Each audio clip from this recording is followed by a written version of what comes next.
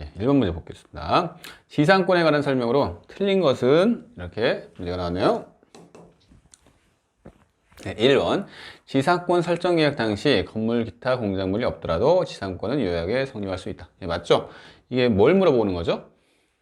지상권은 소유를 본질적 내용으로 하나요? 아니면 사용을 본질적 내용으로 하나요? 지상권은 지상물을 소유하기 위해서 뭐죠? 타인의 토지를 사용하는 권리입니다. 즉 여기서 무슨 얘기냐면 사용하는 권리이기 때문에 사용하는 권리가 즉 본질적 내용이에요. 그래서 공작물이 없어요. 즉 건물 기타 공작물이 없다는 것은 지상물이 없다는 얘기죠. 지상물이 없으니까 지상물을 소유를 못한다는 얘기죠.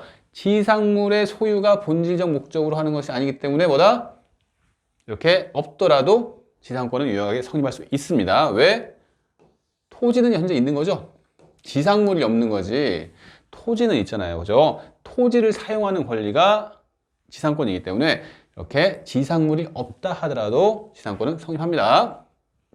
네, 2번 볼까요? 지상권자는 토지 소유자의 의사에 반하여도 자유롭게 타인의 지상권을 양도할 수 있다. 맞죠? 지상권은 물권입니다. 물권은 기본적으로 처분의 자유가 있어요. 소유권을 처분하는 데 있어서 타인의 눈치를 볼 필요 없죠. 똑같습니다. 지상권도 소유권처럼 물권이기 때문에 어떻다? 토지 소유자의 의사에 반해서, 즉 자신이 지상권을 갖고 있지만 토지 소유자가 지상권 처분 못해 한다고 해서 그게 의미가 있을까요? 없습니다. 지상권자는 자유롭게 처분할 수가 있습니다. 그래서 뭐다? 토지 소유자의 의사에 반해도 괜찮다는 얘기죠. 왜? 물권이니까. 그래서 맞는 얘기죠. 3번 볼까요? 지상의 공간은 상하의 범위를 정하여 공작물을 소유하기 위한 지상권의 목적으로 할 수 있다. 이게 무슨 얘기죠? 예, 구분 지상권입니다. 우리 민법에서 구분 지상권제도를 두고 있어요. 그래서 구분 지상권이 뭐죠? 구분한다는 얘기죠. 범위를 정해서, 상하 범위를 정해서 이렇게 지상권을 설정할 수 있습니다. 제가 이제 기본 강의 시간 때 무슨 얘기를 하냐면 지하철 얘기를 했죠. 지하철을 만들기 위해서 구분 지상권을 설정할 수가 있어요. 예, 4번. 지상권이 저당권의 목적인 경우에 지료연체를 이유로 한 지상권 소멸 청구는 저당권자에게 통지하면 즉시 효력이 생긴다. 이게 틀렸네요. 봅시다. 무슨 얘기냐면 이런 얘기예요. 지상권은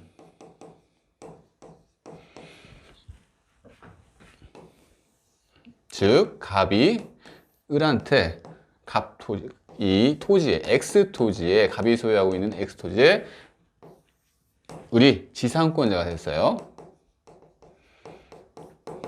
갑의 X토지를 사용하고 있죠. 그죠? 그래서 이 을이 돈이 필요해서 어떻게 한다고 그랬죠? 예, 돈을 빌립니다.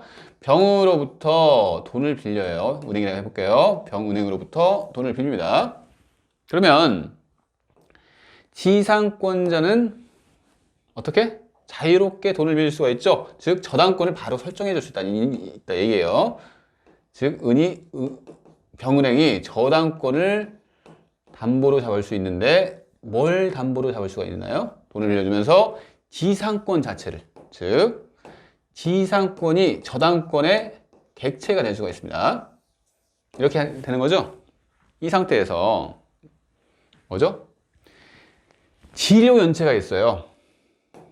이 을이 이 갑한테 지료를 지급을 해야 하는데 지료를 지급하지 않고 있는 거죠. 그러면 갑은 어떤 권리를 행사할 수가 있나요? 갑은 을한테 지상권 소멸 청구권을 행사할 수가 있죠. 2년분 이상, 즉 통산에서 2년분 이상의 지료를 지급하지 않으면 이 갑은 을한테 지상권 소멸 청구를 행사할 수 있습니다. 근데 현재 지상권이 이 병은행의 저당권의 목적으로 되어 있죠. 지상권을 지금 저당권의 목적으로 잡은 거예요. 그러면 지상권이 소멸하면 이 병은행이 갖고 있는 지상권이 소멸하니까 저당권도 소멸하게 되는 거죠. 그죠? 그래서 이 병은행은 손해가 발생되는 거죠.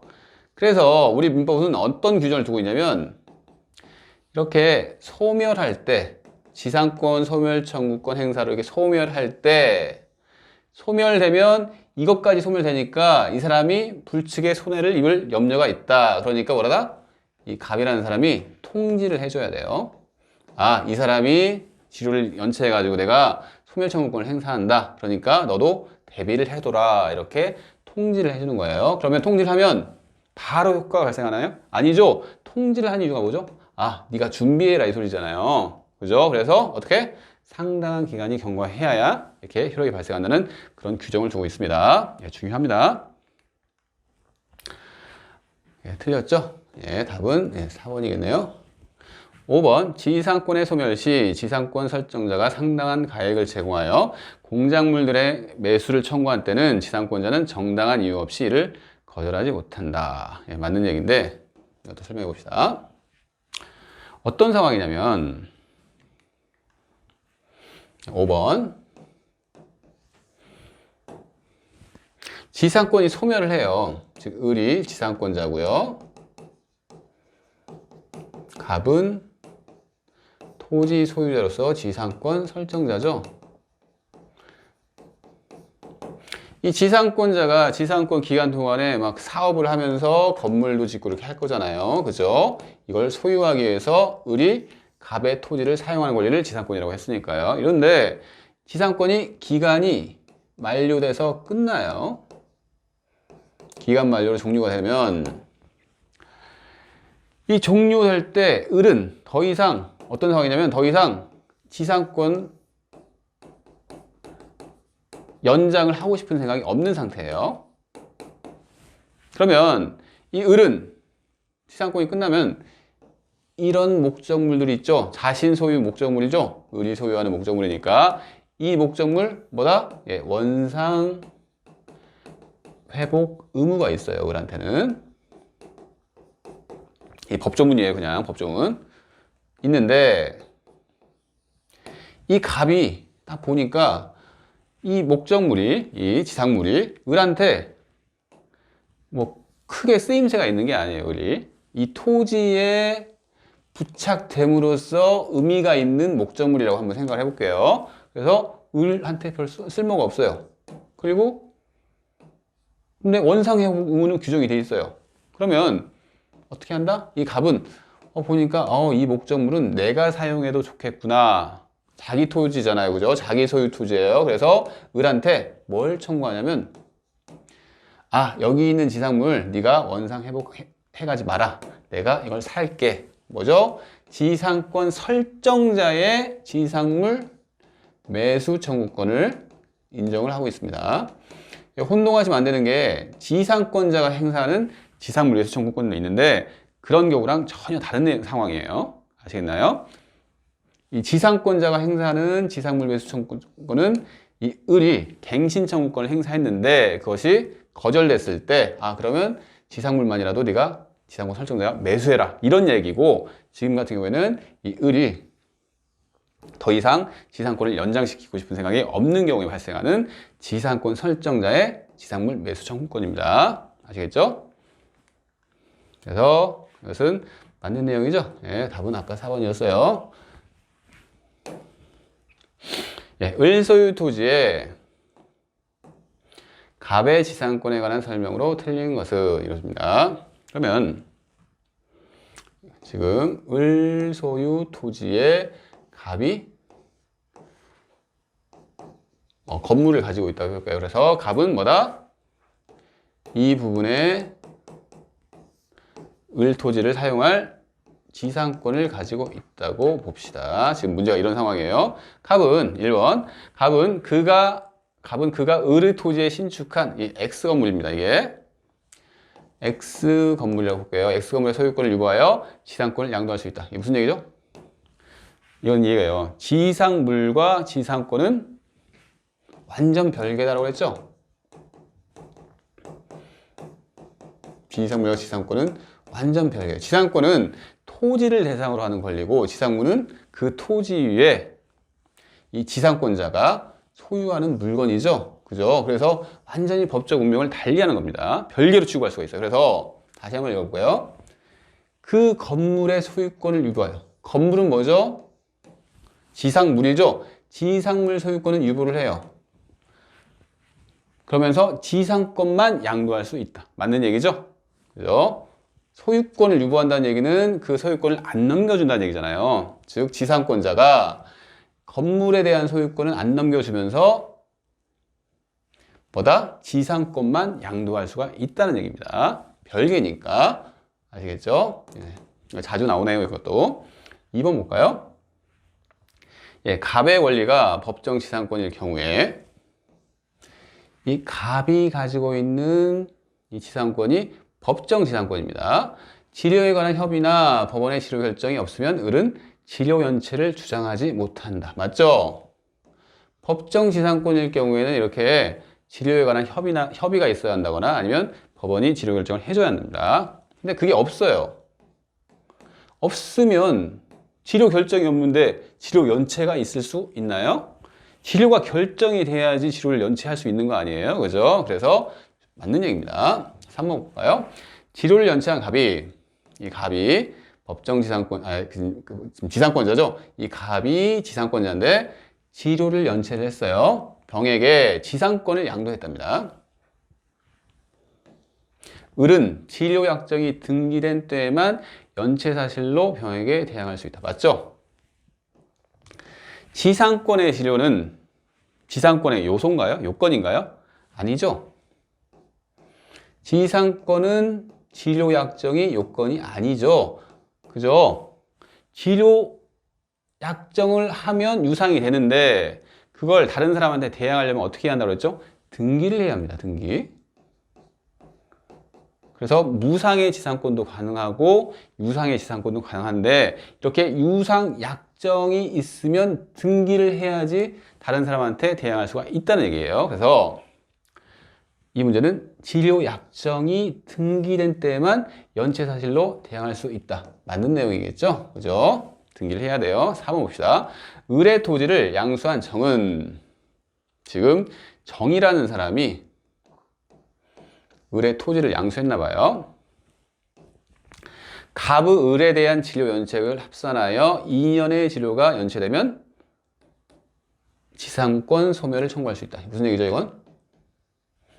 갑의 을에 대한 치료 연체액을 합산해서. 이것은 아니죠. 지금 소유권자가 을에서 정으로 바뀌었죠. 다시 한번 그려볼게요. 운동하실 거니까. 무슨 얘기냐면 이런 거예요. 을이 이렇게 본래 토지 소유자고 이제 갑이 이 건물을 가지고 있고 이 갑이 을 토지에 대해서 지상권을 가지고 있는 상태죠.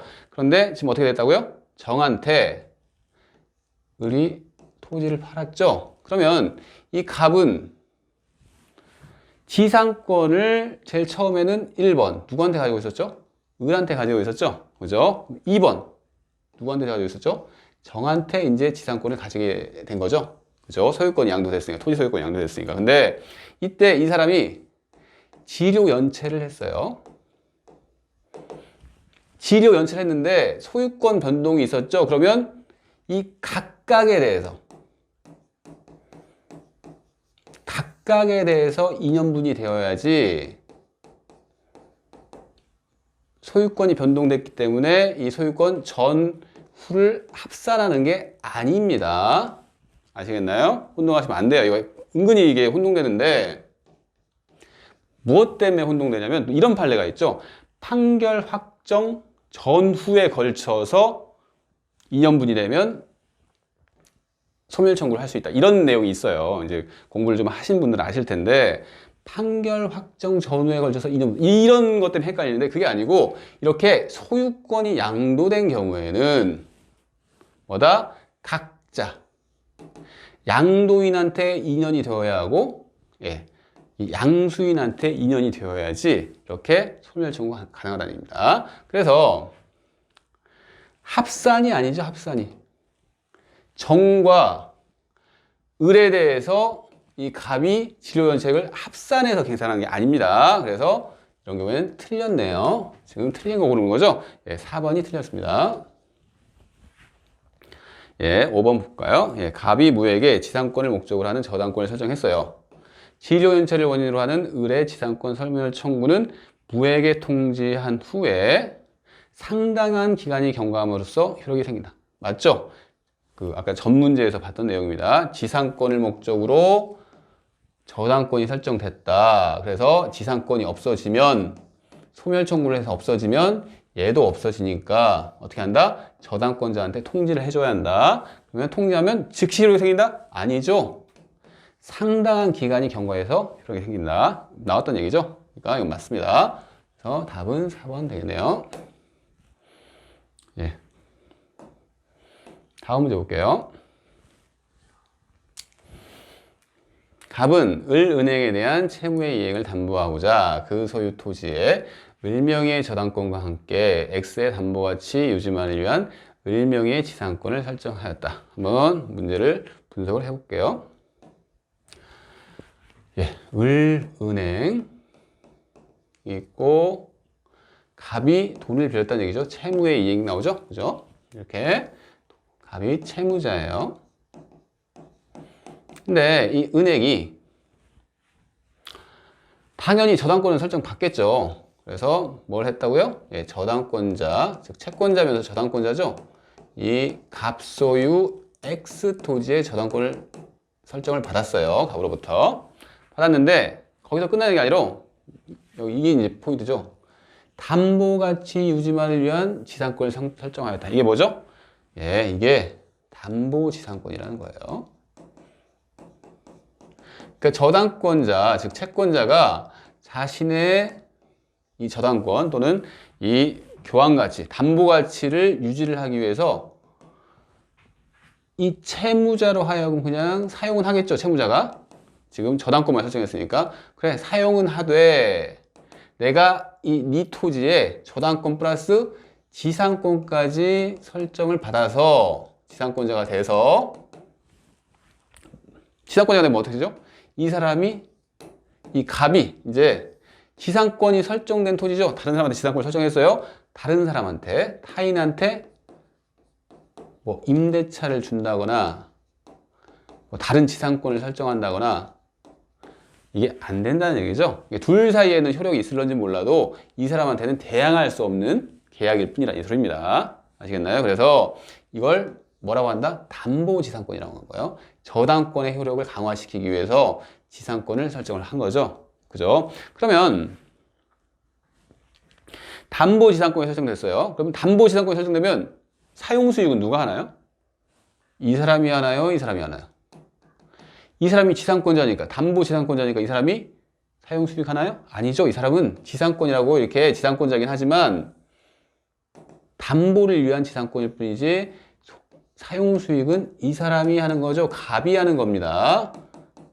이게 포인트예요. 이렇게 이해를 해보시고 한번 문제를 다시 볼게요. 예, 1번 옳은 것은입니다. 을의 갑에 대한 위채권이 시효 소멸했답니다. 채권이 을이 갑한테 돈을 빌렸는데 그 채권이 소멸했어요. 그러면 지상권은 존속할 필요가 있나요? 이 지상권 왜 지금 설정했죠? 담보를 위해서 설정했죠? 담보라는 건 뭐죠? 채권의 이행을 받아야 한다는 얘기잖아요. 담보가. 담보. 지금 채권의 이행을 받았죠? 이행을 받은 건 아니지만 채권이 소멸했죠? 더 이상 채권이 없어요. 근데 무슨 담보를 위해서 뭘 해요? 채권이 없는데. 그죠? 그래서 지상권은 존속한다? 아니죠? 소멸한답니다. 틀렸어요. 2번 볼게요. 을이 지상권 침해를 이유로 병에 대하여 Y의 철거를 청구했대요. 지금 을이 지상권 침해를 이유로 병이라는 사람이 여기 밑에 뒤에 안 읽었네요. 병이 이렇게 이 토지에 건물을 축조한 사람이네요. 그러니까 그래서 을은 병에게 지금 잠깐만요. 2번 하고 있죠. 을이 지상권 침해를 이유로 병에 대해 Y의 철거를 청구할 경우에 특별한 사정이 없는 한 병은 갑에 대한 채권을 이유로 을에게 대항할 수 있다. 지금 이걸 지금 제가 그린 내용이네요. 이 갑이라는 사람이 이 을은 담보를 위해서 저당권 플러스 지상권 이렇게 설정을 했는데 이 갑이 건물 신축을 하네요. 건물 신축을 하게 되면 이 토지의 가치는 늘어나나요? 줄어드나요? 이 상식적인 건데 토지에 건물이 들어와요. 그럼 그 토지 자체의 그 가치는 떨어지죠. 왜 떨어지죠? 건물이 철거도 되어야 하고 뭐 잘못되면 법정지상권도 설정될 수도 있고 하니까 이 토지 가치는 떨어집니다. 그죠? 토지 가치가 떨어지기 때문에 이 을은 뭘 할 수 있는 거죠? 이렇게 지금 나의 지상권, 나의 저당권을 침해를 하고 있다 해가지고 뭘 하고 있냐면 철거를 청구하는 거예요. 왜 내가 이렇게 담보 가치를 위해서 확보를 내 지상권까지 했는데 왜 너는 건물을 짓고 있어 하면서 건물 철거를 청구할 수가 있는 거죠. 자신의 이 저당권 또는 지상권의 이 효력을 유지를 시키기 위해서 이렇게 철거 청구를 할 수 있습니다. 그러면 이 을에게 대항할 수 있다. 아니죠? 대항 못합니다. 그죠? 을이 더 우선인 거예요. 지상권이 설정됐으니까. 틀렸습니다. 3번 볼까요? 을은 병에게 X의 사용 수익을 이유로 부당이득 반환을 청구할 수 있다. 이건 틀렸죠? 이것도. 왜 틀렸나요? 사용 수익은 누가 하고 있죠? 이 갑측이 하고 있어요. 갑측이. 그래서 을은 지상권을 설정받았다 하더라도 사용 수익을 하는 사람이 아닙니다. 그죠? 그래서 사용 수익을 이유로 병이 설령 이렇게 사용 수익을 했다고 하더라도 부당이득 반환을 청구할 수 있는 그런 사람은 아니에요. 을은. 그래서 틀렸어요. 4번 Y의 축조로 X의 교환가치가 피담보 채권액 미만으로 하락을 했어요. 건물이 축조돼가지고 이 X의 교환가치, 즉 토지의 교환가치가 피담보 채권액, 지금 이 사람이 받아야 할 돈이 있는데 그 금액 미만으로 토지 가치가 하락을 했답니다. 그럼 을은 갑에게 저당권 침해를 이유로 손해배상을 청구할 수 있겠네요. 그죠? 당연한 내용이죠. 지금 자기 채권보다 떨어졌어요. 가치가 저당물이. 당연하게 청구할 수가 있죠. 그래서 답은 4번이죠. 5번 볼게요. 을의 지상권은 담보물권이므로 피담보 채무의 범위 확인을 구하는 청구는 적법하다. 말도 안 되는 얘기네요. 틀렸죠? 지상권은 이게 담보물권인가요? 담보물권은 우리 뭐만 있죠? 유질자라고 그랬죠? 유치권, 질권, 저당권만 담보물권이죠. 지상권은 용익물권이에요. 그죠? 물론 여기서 담보지상권이니까 담보 목적으로 지상권을 설정했다고 하더라도 이것은 저당권이 아닙니다. 그래서 피담보채무 이런 내용이 자체가 나올 수가 없어요. 그래서 적법하다. 틀렸습니다. 그래서 답은 4번이네요. 좀 문제가 어렵죠, 이런 건? 그죠?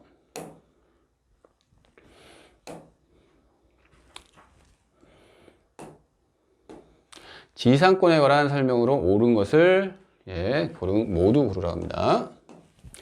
치료의 지급은 지상권의 성립 요소예요. 이건 틀렸죠? 너무 쉽죠? 치료의 지급이 요소인 용익물권이 뭐죠? 전세권만 치료 지급이 요건입니다.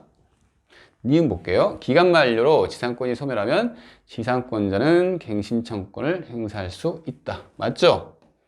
이게 이제 지상권자의 갱신 청구권 내용인데 언제 행사할 수 있죠?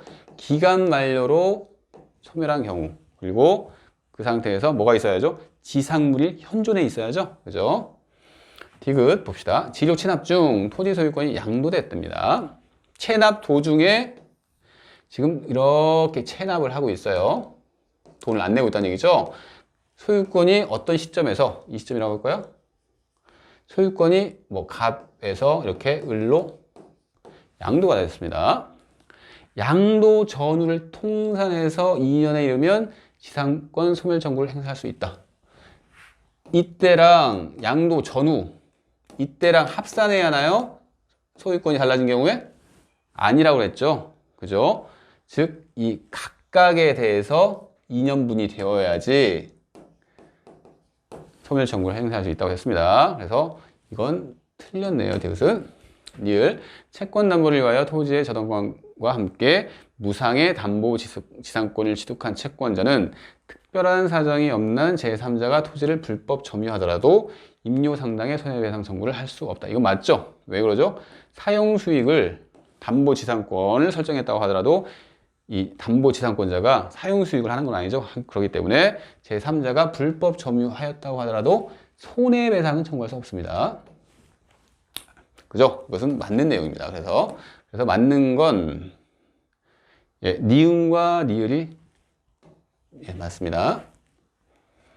다음 문제 볼게요. 이번에는 틀린 것을 고르는 문제네요.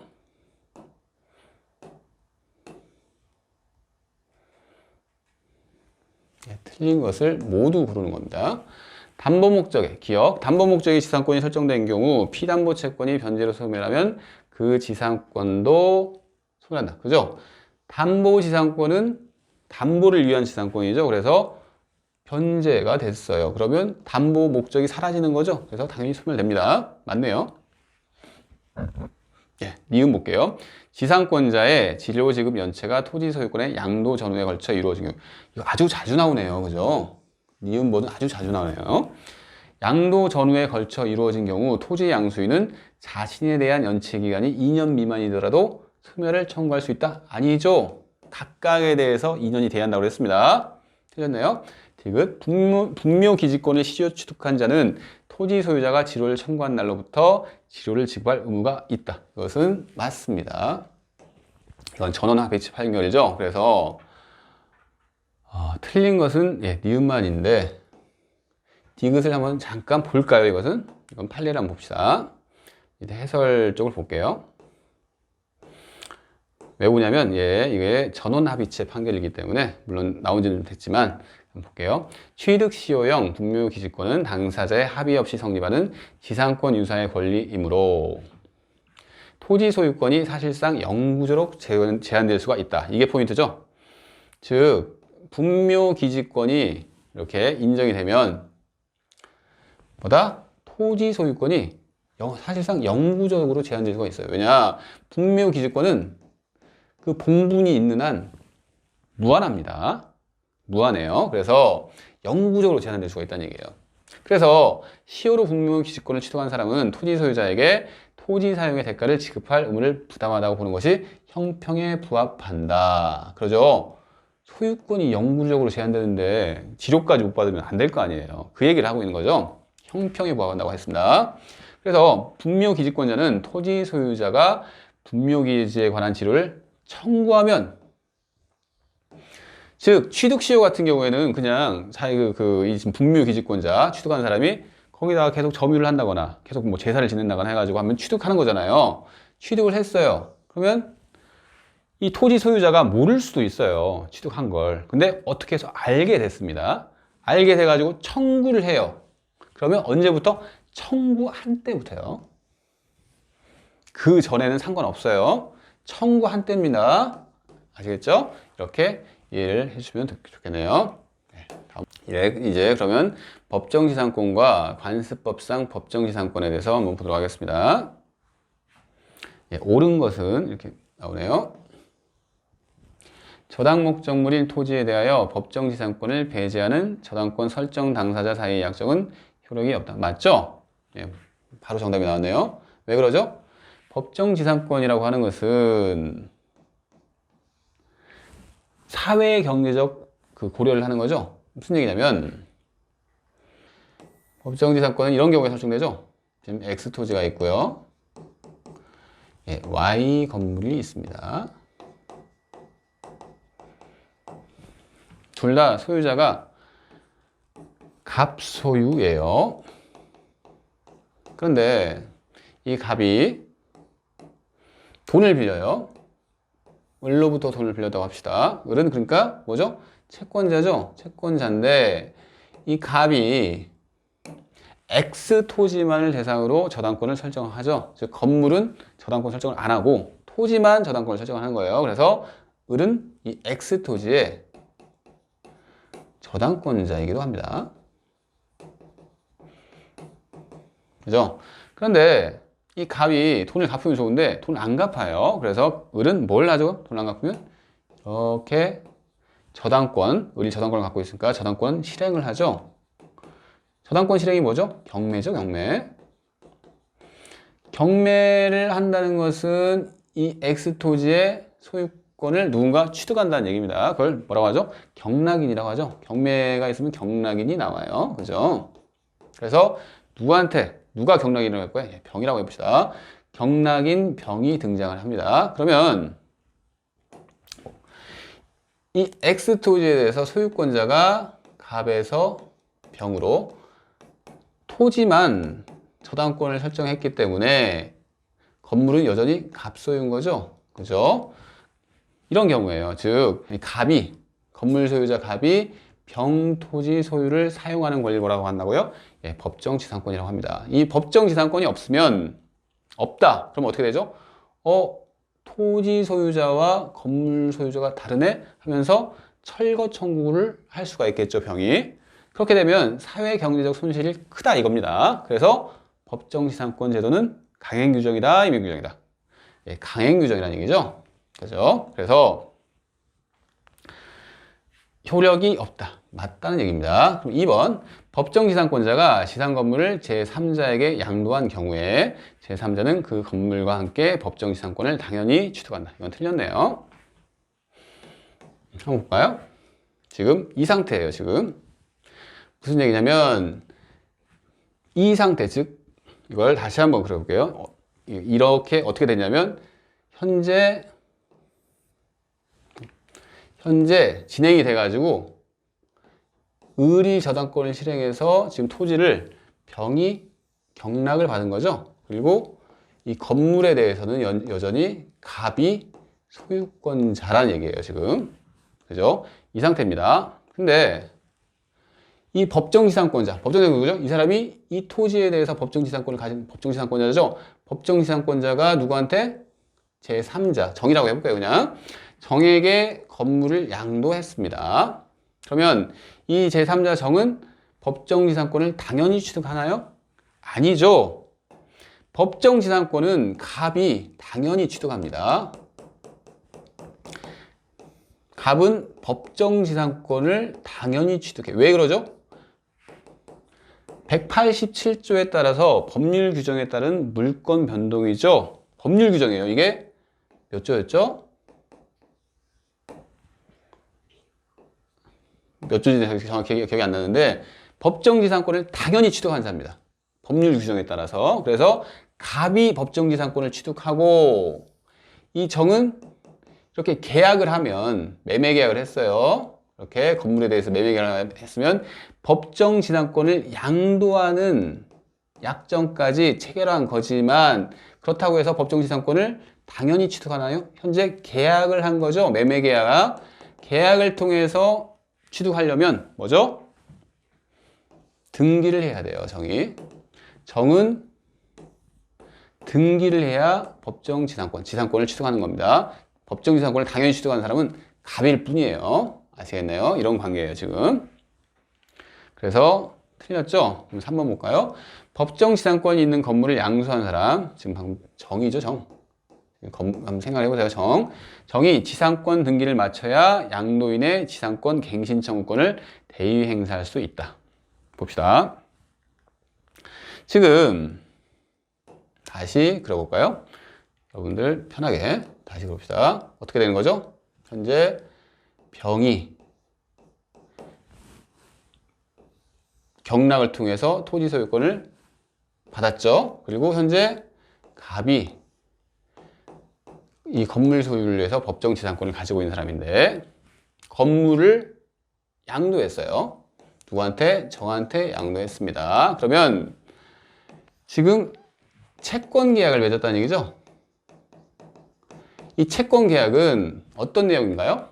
이 정은 당연히 건물 부분에 대해서 소유권을 넘겨받을 권리를 가지고 있고, 근데 건물을 이 사람이 넘겨받는다고 하더라도 이 갑이 가지고 있는 이 부분에 대한 지상권을 넘겨받지 못하면 의미가 없어요. 건물을 넘겨받는 게. 그래서 이 채권 계약 속에는 어떤 내용이 포함되어 있나요? 이 법정지상권, 갑이 가지고 있는 병에 대해서 갖고 있는 법정지상권을 양도하는 계약까지 함께 가지고 있다고 보는 게 바람직한 해석입니다. 그리고 판례도 이렇게 해석을 하는 거예요. 근데 갑이 가지고 있는, 현재 법정지상권자는 갑이에요. 갑이 가지고 있는 이 법정지상권이 소멸한 상태입니다. 지상권이 소멸한다는 얘기죠. 법정지상권도 지상권이에요. 그래서 지상권이 소멸을 해요. 뭘로? 계약기간 만료로 소멸한다는 얘기입니다. 만료로 소멸하면 뭐가 나오죠? 갑은 갱신청구권을 행사할 수가 있죠. 그죠? 갱신청구권은 계약기간은 만료로 지상물이 현존할 때 이 지상권자가 행사할 수 있는 것이 갱신청구권입니다. 그래서 갑이 갱신청구권을 행사할 수 있죠. 그래서 이 정은 현재 그냥 양도, 즉 등기까지 넘겨받은 건 아니에요. 그리고 법정지상권도 아직 안 넘겨받았어요. 그래서 정은 갑의 채권자죠. 채권자예요, 정이. 그래서 설령 이 정이 아직 지상권을 넘겨받지 못했다고 하더라도 이 채무자, 갑에게 권리가 있어요. 채권적인 권리가 있어요. 그래서 채권을 가지고 있는 사람이 이 채무자, 정한테는 갑이 채무자죠. 이 채무자의, 갑 채무자의 권리를 갑이 가지고 있는, 병에 대해서 가지고 있는 권리를 이 사람은 대위 행사할 수 있죠. 그러니까 이 사람이 채권자, 이 사람이 채무자, 그리고 이 병은 갑의 채무자죠. 그래서 정은 갑에 대해서 가지고 있는 채권을 대위 행사할 수 있습니다. 이 채무자의 권리를 대신 행사할 수 있는 게 이게 채권자 대위권이라고 하는 거죠.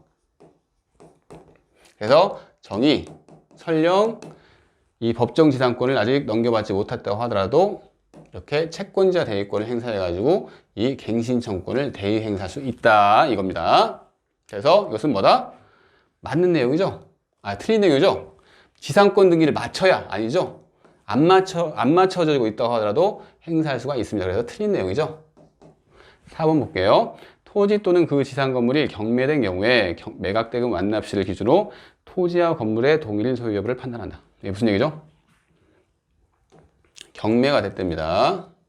그러면 이제 법정지상권 문제인데, 법정지상권은 요건이 어떻게 되죠? 저당권 설정 당시에 건물이 있었을 것, 그죠? 그리고 저당권 설정 당시를 기준으로 해서 뭐다?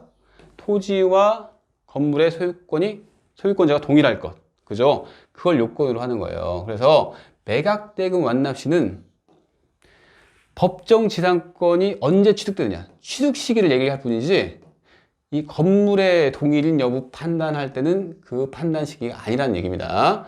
이것은 언제 판단한다고요? 저당권 설정 당시, 그죠? 최선 순위 저당권 설정 당시를 기준으로 판단을 합니다. 그래서 이것은 틀렸네요.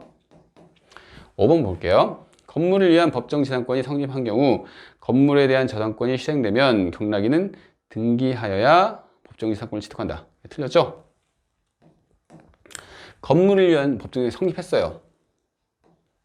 근데 그 건물에 대해서 저당권이 시행이 됐습니다. 그러면 경락인은, 이게 무슨 얘기냐면 이것도 봅시다. 현재 그 법정지상권이 성립한 상태예요.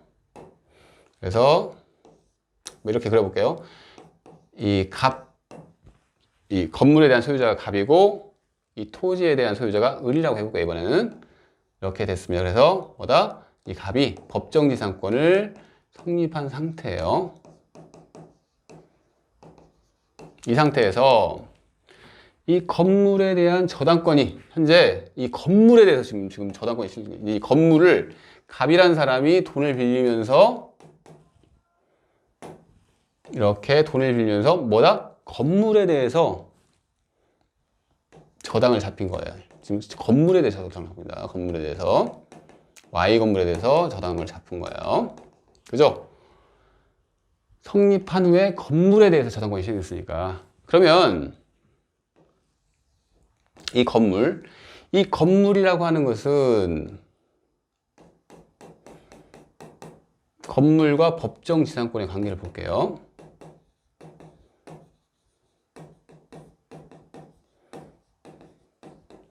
이 건물 소유를 위해서 법정 지상권은 필수적인 요소인가요? 그죠? 무슨 얘기인지 아시겠어요? 이 건물을 사용하려면 법정 지상권이 있어야지 건물 소유권이 의미가 있죠? 그죠? 그래서 건물만 저당을 잡았어요. 그런데 우리 저당권 파트를 아직 안 배웠지만 저당권에서는 어떤 내용이 있냐면 이렇게 건물 저당을 잡았는데 이렇게 건물을 위해서 따라다니는 권리, 이걸 뭐라고 하냐면 종된 권리라고 합니다. 그렇죠? 이 건물만 저당 잡히면 의미가 없다는 얘기입니다. 이해하셔야 돼요. 이거 곧 나와요. 그래서 건물을 위해서 따라다니는 권리, 종된 권리도 저당권의 객체가 된다는 얘기입니다. 바로 설령 이것을 저당권의 목적으로 하지 않았다고 하더라도 당연하게 법정지상권은 따라가는 거예요. 그래서 저당권이 실행됐죠. 건물에 대해 저당권이 실행됐어요. 그러면 어떤 사람이, 즉 경락인이라는 사람이 나오죠. 건물에 대한 경락인, 뭐 정이라고 할 거예요. 정이 건물 소유권을 취득하죠. 그죠? 취득하면 이 정은 건물 소유권만 취득하면 안 되죠. 이 지상권까지 같이 취득해야 의미가 있죠. 그죠? 그래서 이 사람은 당연하게 이 지상권을 취득합니다. 취득하는데 여기까지는 아시겠죠? 근데 등기해야 취득해요? 지금 경매가 됐어요. 좀 어려운데 경매 187조, 제가 이걸 그 법률 규정이나 물권 변동이라고 했는데 뭐라고 했죠 이걸?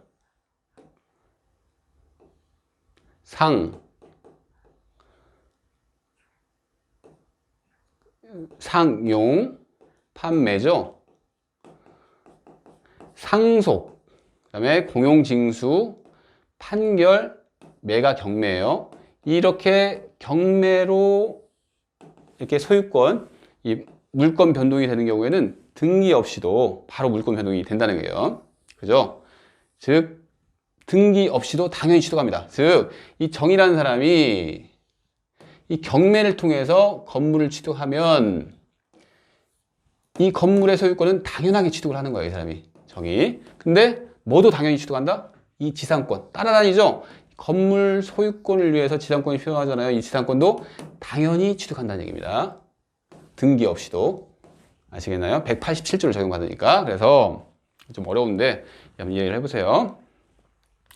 건물에 대한 저당권이 실행되면 경락인은 등기하여야 법정지상권을 취득한다? 아니죠. 등기 없이도 취득한다가 맞는 내용입니다. 그래서 답은 뭐였죠? 예, 1번이었습니다. 예, 어렵네요, 이 문제. 그죠? 그렇고, 또 이제 2번 볼게요. 갑은 자신의 토지와 그 지상 건물 중 건물만을 을에게 매도하고 건물 철거 등의 약정 없이 건물의 소유권 이전 등기를 해주었다. 어떤 경우죠? 한번 그려볼게요. 무조건 그려야 돼요. 이렇게 갑, 을 이런 거 나오면 그리셔야 돼요. 이렇게 봅시다. 갑은 토지, 그 다음에 지상 건물이 있는데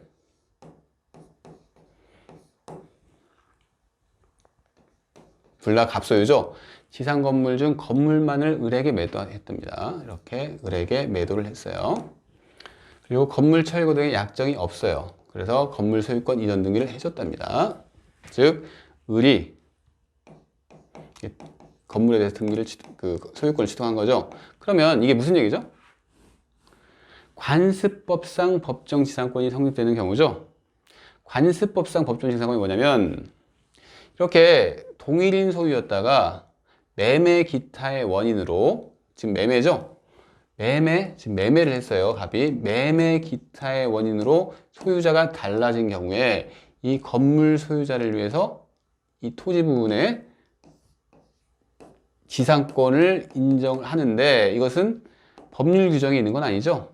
우리 민법에 있는 건 아닌데 이게 관습법상 이렇게 하나만 매매를 했을 때는, 하나만 이렇게 거래를 했을 때는 일반적으로 이걸 지상권이, 그러니까 이 토지 부분을 사용한다는 이 당사자가 그렇게 합의했을 거라고 보는 것이 관습에 맞다 해가지고 이것을 관습상의 법정지상권이라고 합니다. 아시겠죠? 관습상의 법정지상권을 을이 취득했어요. 그러니까 다시 한번 그려볼게요. 지금 이런 상태예요. 깨끗하게 그려볼게요. 이렇게 해가지고 이 을은 뭐다? 관습상의 법정지상권을 이 토지 부분에 가지고 있습니다. 이런 상태예요. 근데 을이 이 건물을 다시 병에게 매도하네요.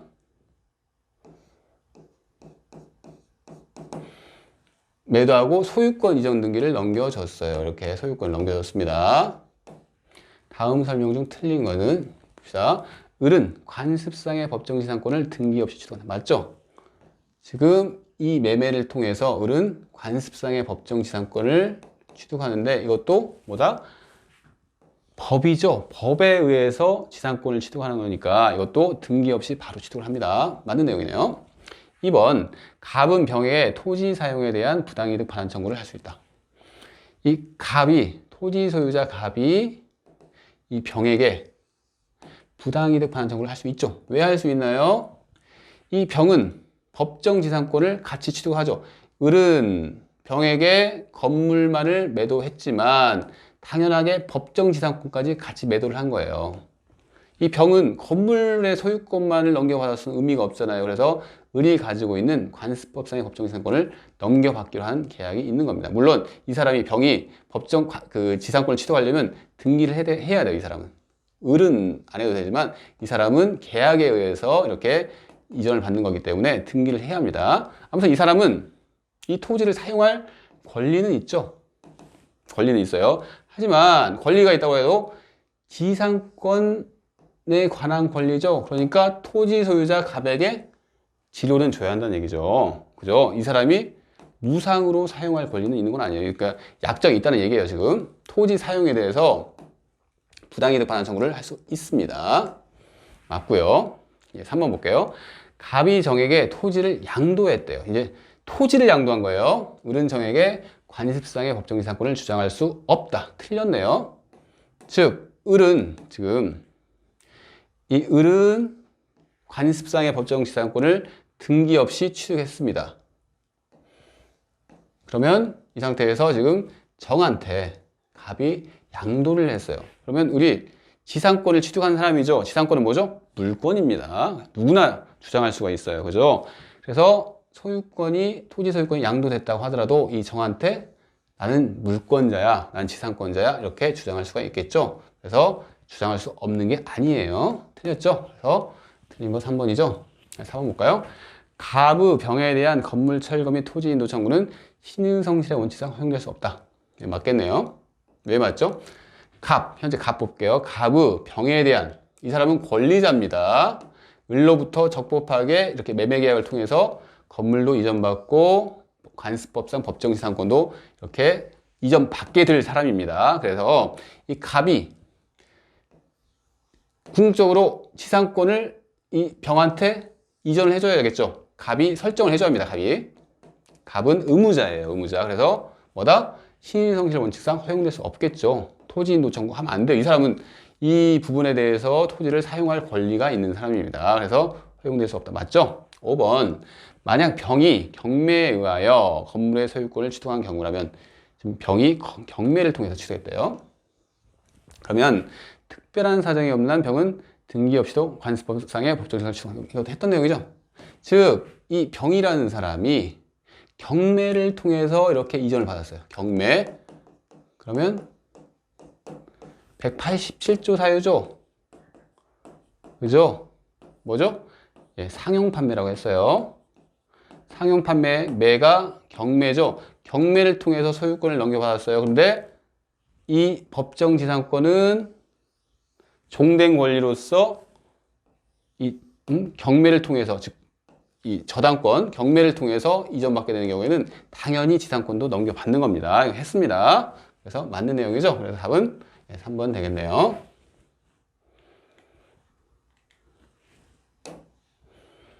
네, 3번 볼까요? 갑에게 법정지상권 또는 관습법상 법정지상권이 인정되는 경우를 모두 고르랍니다. 인정되는 경우에요. 을소유 토지 위에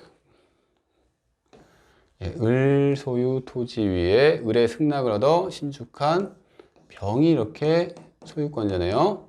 소유 건물을 누가? 갑이 매수했답니다. 이렇게 갑이 매수했어요. 그러면 갑이 매수했으면 이 경우에는 인정 안 되죠. 왜 인정 안 되죠? 지금 매매가 나오죠. 뭐죠?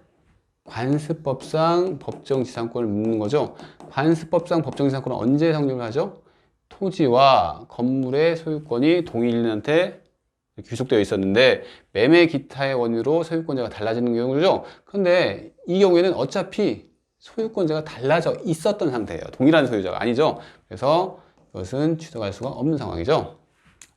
예, 니은 볼게요. 을 소유 토지 위에 갑과 을이 공유를 하면서, 이거는 이렇게 그려봅시다. 또 을 소유 토지에 뭐다? 갑과 을이 공유를 하면서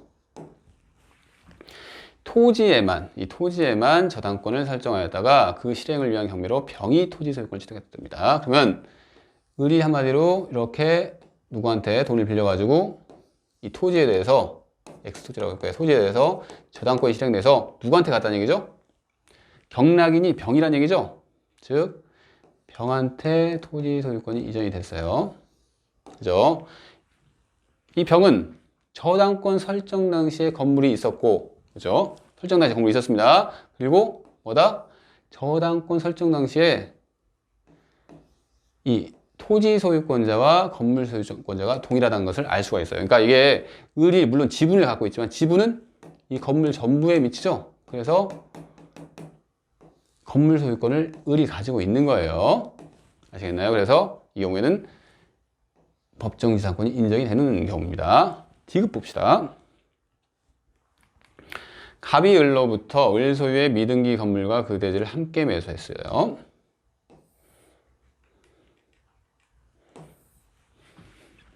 갑이 을로부터 을 소유의 미등기 건물과 대지, 즉 을이 토지와 건물을 누가? 을이 가지고 있는 경우인데 이것을 갑이 매수를 했죠. 이렇게 매수를 했는데 문제가 뭐냐면 이 대지에 관해서만 소유권 이전 등기를 했답니다. 이렇게 등기를 여기만 하지 이 건물에 대해서는 이 사람이 등기를 못했어요. 등기를 못했다는 것은 현재 이 건물은 갑의 소유가 아니라는 얘기죠. 그죠? 갑의 소유가 아닙니다. 즉 을이 뭐 이 건물이 졌다고 하면 현재 을이 이 갑한테 등기를 이전해줘야지 갑이 소유권자가 되는 거지, 현재는 을 소유라는 얘기예요. 그죠? 이렇게 했어요. 근데 건물에 대한 등기 전에, 즉 갑이 등기를 하기 전에 설정된 저당권에 의해서 대지가 경매돼서 병이 경락인이 된 거죠. 이 지금 대지에 대해서 병한테 경락이 됐습니다. 근데 경락인은 뭐다? 저당권 설정 당시를 판단하죠. 저당권 설정 당시에 소유자가 어떻게 되죠? 토지는 갑이 가지고 있고 건물은 을이 가지고 있습니다. 그래서 동일하지가 않죠. 그래서 동일한 때, 즉 토지와 건물이 동일한 소유자한테 속했을 때, 저당권 설정 당시에 그때 법정지상권이 인정되는데 이 경우는 아니라는 얘기입니다. 그래서 법정지상권이 취득이 안 된다는 얘기죠. 그래서 아까 답은 니은이겠네요. 인정되는 경우 2번만 인정이 됩니다.